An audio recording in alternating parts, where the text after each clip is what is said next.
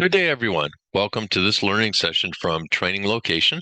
We're an authorized DiSC distributor for Wiley Publishing, as well as a channel partner with the Ken Blanchard Companies. My name is Bill Harshman, and I'll be your presenter today for this short, informative video. Now, our topic today is diving deeper into the D or dominant style. Now, this lesson is first in an upcoming series, which takes a deeper dive into the research behind the characteristics, the thought processes, core needs, and the assumptions associated with each of the DiSC styles. Now, here's another reminder about the dominant style, just to give you a quick context. The D has a faster and outspoken pace, combined with a questioning and skeptical, result-focused agreeableness quotient. Excuse me, and the brief list of descriptors or observable behaviors include direct, firm, strong-willed, forceful, and results-oriented. Now, if you need more specifics on the D style, please refer to the blog titled Understanding the Dominant Style at our training location website. So the thrust of this lesson is the core needs that tie those descriptors that we just saw together.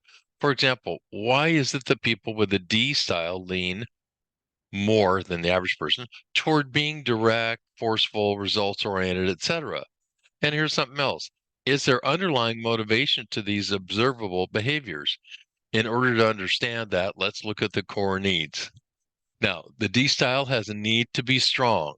This translates to the belief that if I'm going to be useful, productive, and valuable, I need to be strong. Second core need, I need to be in control. They need to control the factors which influence their fate, whether that's success or failure. Third is a need to be on top, of what I call winning. And winning for the D style is like a barometer for how well they're doing. The D style likes to win more than the average person. This is probably their least socially desirable need. And last, the D style has a need to be making progress.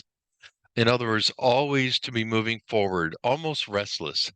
And you might hear them say, if you're not moving, you're losing, or I can think and act at the same time. Let's get going. This can look like a lack of empathy to others. The D style tends to choose being direct or blunt versus taking the time required of empathy. Now, these core needs show up in how a person approaches their life, period, work or family, recreation, etc. Excuse me. And there are positives and negatives to each need. These needs appear as behaviors, including a strong sense of drive, almost bordering on impatience. Now, this boldness, directness, this firmness shows up as standards and occasional disconnects with others who don't share those high standards. I heard someone once say, don't should on me, and I won't should on you. Sounds like a nice motto by which to live. And just a quick note, I would be remiss to not state the obvious. If any of these core needs are missing or absent or unmet on behalf of the D style, well, you can certainly appreciate there may be frustration, impatience, or tension in and around that D person. Let's continue. A very important part of who we have become are driving assumptions. They're unconscious. These driving assumptions, which are created at a young age, now drive our behavior and guide our interpretation and understanding of the world around us. Here are the assumptions for a D. I should always be doing something useful. I'm valuable because I achieve or accomplish. I should never show vulnerability or weakness. Now, there's a significant amount of research and implications to these driving assumptions. However, in the interest of time, just keeping these in the back of your mind will remind you of the simple humanness of people, specifically Ds, whatever their style. Our growth as people is to simply monitor our behavior and thoughts and become aware as to when these assumptions are being played out in the background. I'm going to make another note here. I'd be remiss to not state the obvious again.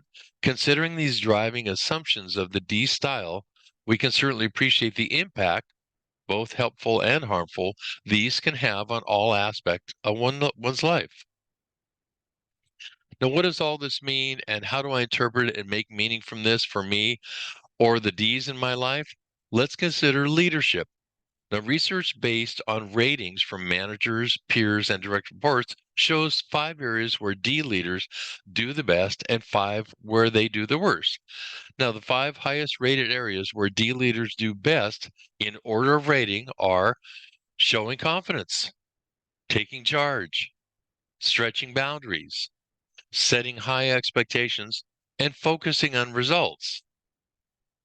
Here are the 5 lowest rated areas where D leaders do worst, again, in order of rating. Showing diplomacy, showing modesty, creating a positive environment, staying open to input, and maintaining composure. Now, there is so much implied with these 2 short lists. The so what is to understand that the core needs and driving assumptions work both independently and together all the time in everything you do. Some aspects have more influence on the observable behavior than others at any given moment. But knowing the lowest rated areas conveniently shows us those behaviors that managers, peers, and direct reports would like to see more of. Thinking critically of the interrelatedness of the core needs and driving assumptions will serve you well. Well, I hope this overview has increased your awareness, your knowledge, and familiarity of the DiSC, and specifically the dominant style. Whether your needs include leadership, employee engagement, culture change, coaching, or simply communication, DiSC is the research-based, proven leading training solution that's impacted more than 8 million learners in over 130,000 organizations and through 14 languages in over 70 countries worldwide. It's a quick, intuitive way to understand yourself and others, and it delivers an immediate and lasting impact on people and culture. And as always, the key to effectiveness through DiSC is understanding your and other styles, then using that knowledge for improved interactions. Here's our contact info. And before you go, I'd like to extend you a resource and a request. I'll be happy to send you a sample PDF of any of the DiSC profiles you see on our website. Or if you'd like to discuss a complimentary live webinar introducing DiSC or one of the profiles to your team or organization, shoot me an email to info@traininglocation.com and be sure and check out our learning blog at the website as well. And before you close your screen, we always appreciate your like, share, download, and of course, for continued learning, please click subscribe and click the notification bell so you don't miss any new content. Thank you for joining us, and goodbye till next time.